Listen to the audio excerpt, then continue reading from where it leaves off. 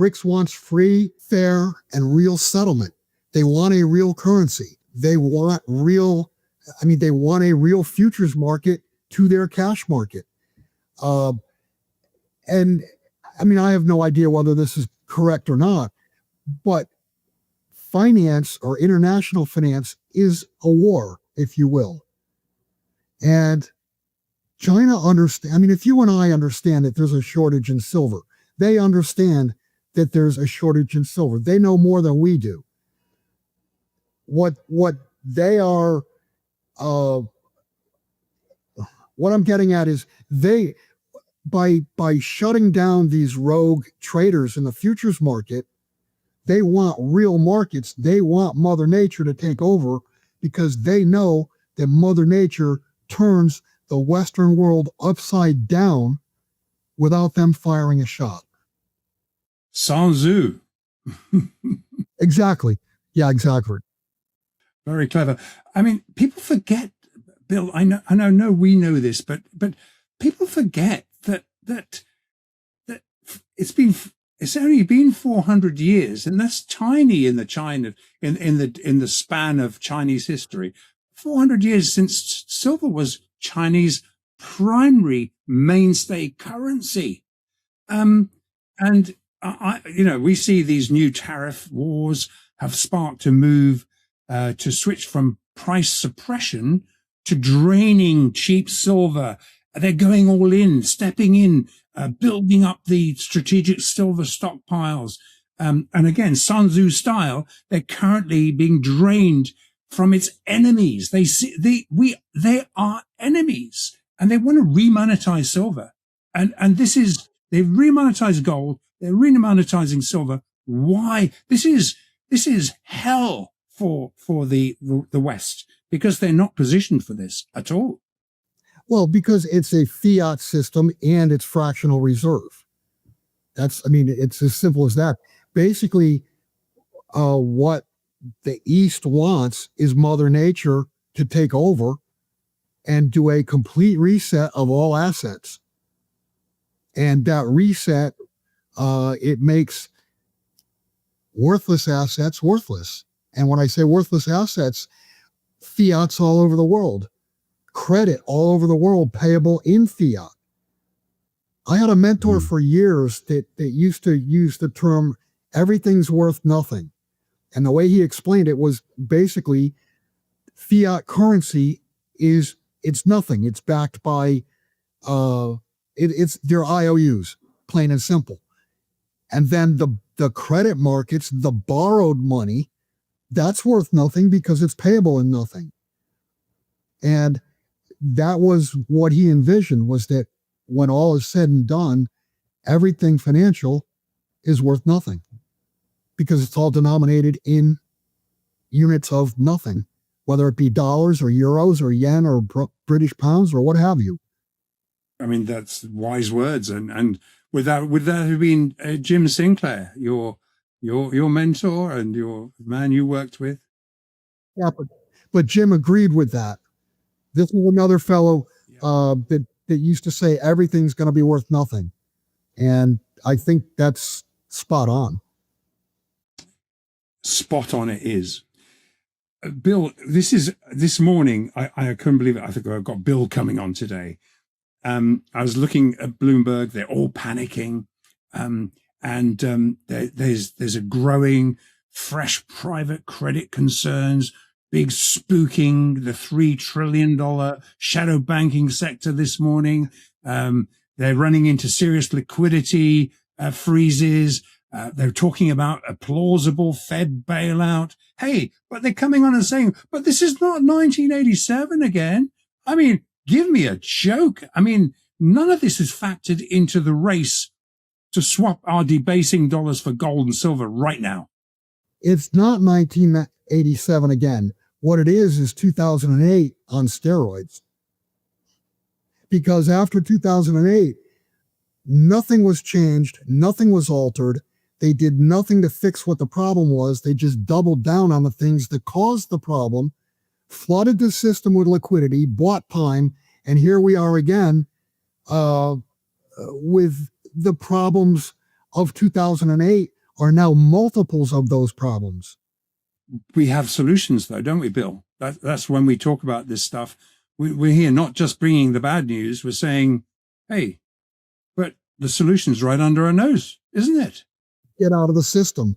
That's the solution. Get out of the system, because the system is going to take what you have in the system.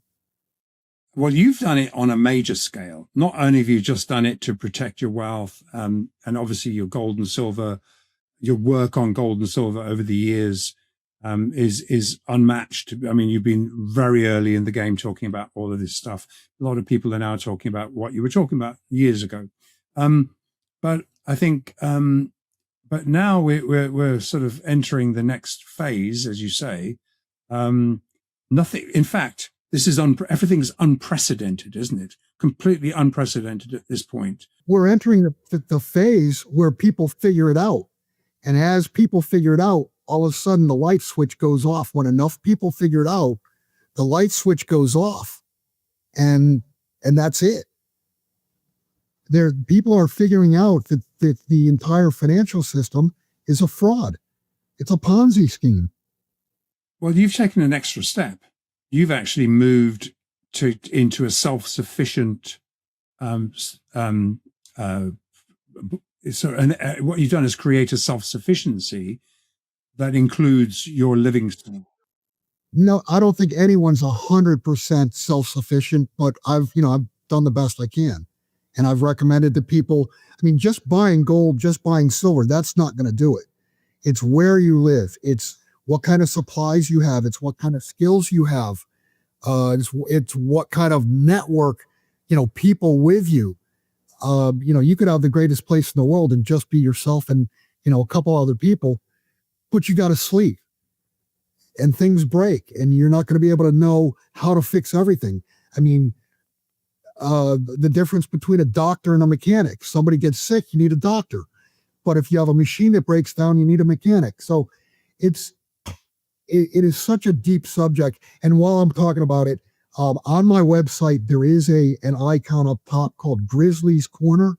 And that is fantastic information on prepping. There's all kinds of links toward products.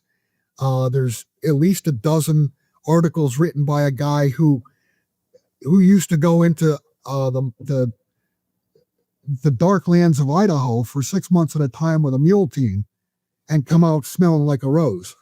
So there's very good information. It's called Grizzly's Corner, and it's at my website.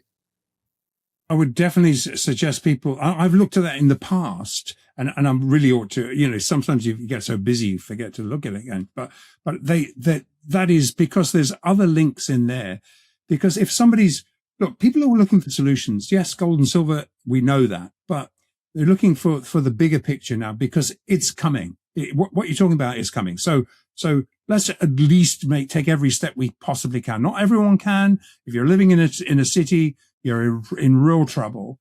But there may be something you could. I mean, there are networks that, for example, that you could provide a link to networks where you can speak to other people, and perhaps you can form groups yourself of multi-talented people. Andrew, one last thing I want to mention. And I mean, you've been out there pretty much as long as I have, writing, doing interviews, telling people where we were going to end up and we're, right at that door right now. Years ago, it was our opinion. But at this point, this is no longer opinion. This is pure math. This is pure math that there's going to be a failure to deliver of silver. Now, is that the first one that fails to deliver? I think it will be, but it doesn't have to be. All I'm saying is, mathematically, the system is fractional reserve, and it's going to be discovered that the system is fractional reserve, and not all the ounces are there that people believe are theirs. So like I said, this is no longer Bill Holter or Andrew Maguire's opinion. This is math at this point. Yeah, well, you can't ignore the math. As you say, it's time to, I mean, people, it's going to disturb a lot of people to say, well, Yeah, well, I don't want to think about it right now. But no, unless you've planned ahead, and this is the other thing that you've said multiple times, unless you have pre-planned when the shit hits the fan, when chaos happens, you are no way in a position to start thinking rationally and make good choices. Yeah, it's too late. I mean, the old saying, "Watch the horses out of the barn, it's out of the barn."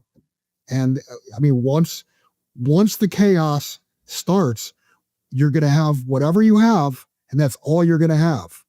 I mean, you're not going to be able to go out and buy this or buy that or whatever because you need it. It's not going to be available.